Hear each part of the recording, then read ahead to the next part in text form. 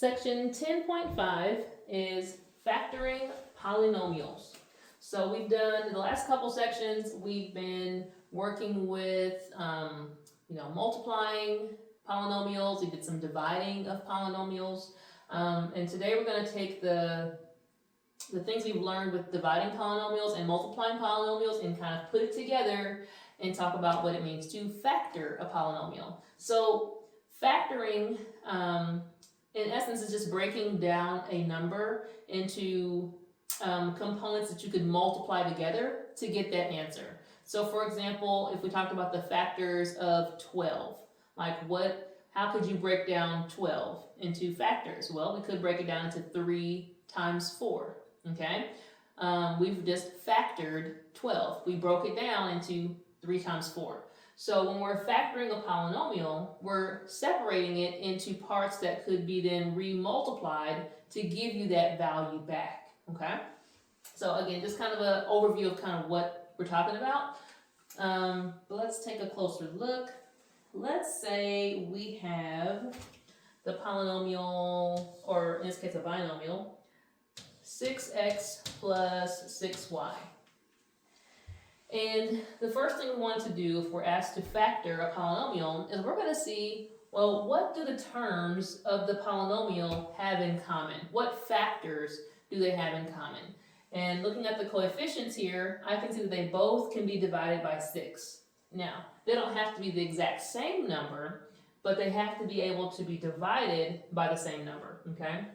Or share a common factor. So this could have been, 36, right? It could have been 6x plus 36y, and they have a common factor. The common factor is 6, that both of these numbers can be divided by 6. Now, my variables x and y, they don't have a common factor. There isn't a value that I can break them or divide them both by because they're two different variables. So I could find my common factor. My greatest common factor here would be 6. So I can bring that out to the front. And what I'm going to do now that I've identified what the common factor is, I'm going to now divide each of these terms by that common factor. Similar to how we did in the previous section when we were dividing it, putting it over a value. We're now going to divide and then write what's remaining. So if I take 6x and I divide it by 6, well, 6 divided by 6 is 1. And I still have the variable x. So I could put 1x, but we know that 1 times x is still x. So 6x divided by 6 is x. A positive 36 divided by 6 would be a positive 6. And then the y is unaffected because it's just the variable y. So I've just factored my polynomial, okay? We found the greatest common factor. We divided each term by that common factor, and we included what was remaining or what was left from dividing it inside the parentheses. Now, I mentioned in class that this is kind of going in reverse, that what we had done with multiplying polynomials, we're now doing in reverse with factoring polynomials. So if you see, this might have been the kind of problem we got when we were talking about multiplying polynomials, that you would distribute this, okay? That I could do, that this was the beginning problem and say, okay, simplify the expression using distributive property. Well, 6 times x is 6x, and 6 times 6y gives you 36y. So it's as if they're giving us the answer and asking us to go backwards and tell where it came from. All right, so again, just the introduction here. Let's get some notes, and then we'll do some examples.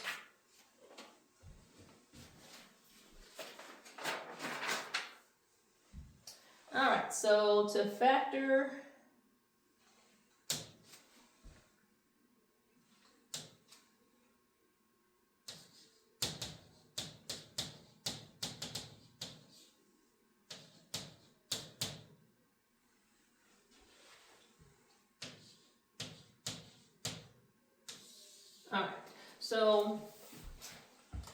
These are the steps for factoring out the GCF. Now your book, if you're following along in the Abeka text, actually calls it a GCMF, which I think is greatest common monomial factor. I kind of just stick with greatest common factor. We know we're talking about a single term, okay? To do this, we're first going to find the GCF.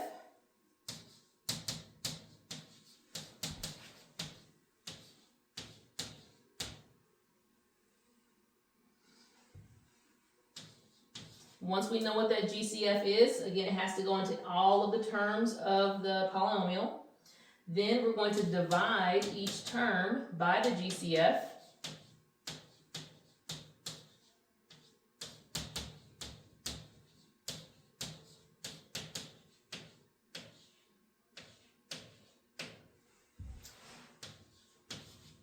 And then we're going to, let's see,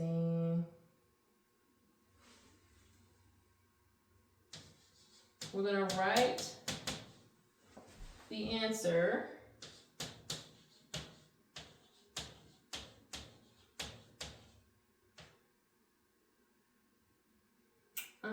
let's see, in what they're calling factored form.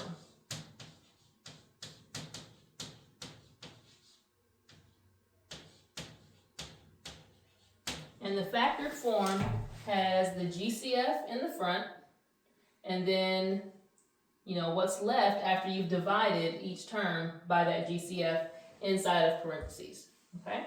That's our factored form. And I would say there isn't really any specific order. There shouldn't be any combining of like terms needed here because all of your terms in your polynomial should have already been combined before you started. So yeah, this should be all you have to do. Let's take a look at some examples.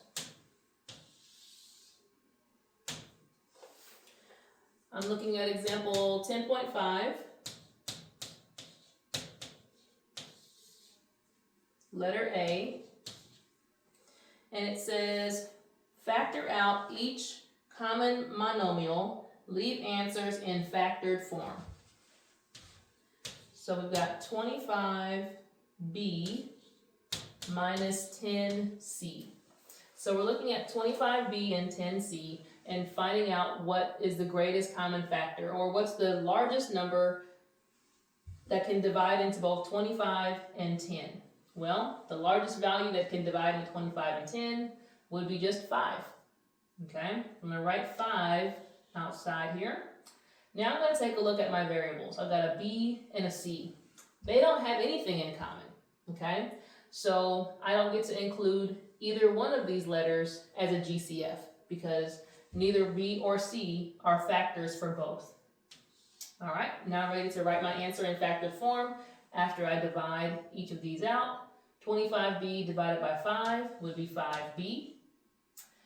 The minus 10 divided by 5 is minus 2.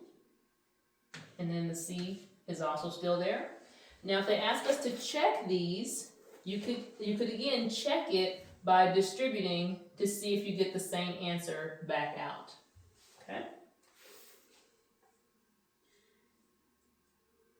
So let's see, I'll just go ahead and put a check in your notes for you here. That we can check it by doing this. 5 times 5 is 25b. And then 5 times negative 2c will be minus 10c. And because you get the same thing that you started out with, the answer does check. All right, let's look at letter B of this example. Has 14w to the third power plus 9w to the second power. Greatest common factor here. Well, I'm looking to see what can divide into both 14 and 9. And they have no common factor other than 1, so nothing will happen there. But as far as the w's, well, now I have common terms. I've got both of these have w's. So, I mean, they can have a common factor. W to the third power and w squared. The greatest common factor that they have is that each of them have at least 2 w's. okay? So you're gonna go for the smaller of the exponents, okay? Because they both have at least 2. So I'm gonna write my GCF, which is w to the second power, out in the front, and we're gonna divide each term by the w squared, or w to the second power. So it's almost like having an invisible 1 here. 14 divided by 1 is still 14. Subtract your exponents. 3 minus 2 is w to the first power, or just w. 9 divided by our invisible 1 is still 9. And then 2 minus 2 would be 0. And we know anything to the 0 power is also 1. So it's like having 9 times 1. No need to write it, because you're going to have just 9. So here is our answer in factored form. And again, we could check it by distributing the w squared to each term. We'll do one more example. We'll do letter C.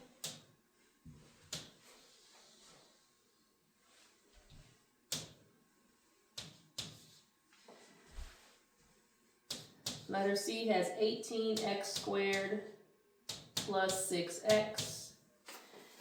And so looking at the coefficients first, 18 and 6, the greatest common factor for 18 and 6 would be 6. They can both be divided by 6. And then for x squared and x, they have the same variable. So we're going to go for the smaller of the exponents, x to the first power, because both of these have at least one x. So, oops, I need to move my parentheses, not ready yet. 6x is our GCF. So now I can divide each term by 6x. 18 divided by 6 is 3. X squared divided by x, 2 minus 1 leaves x to the first power. 6 divided by 6 is 1. And x divided by x would be our 1 minus 1 is 0.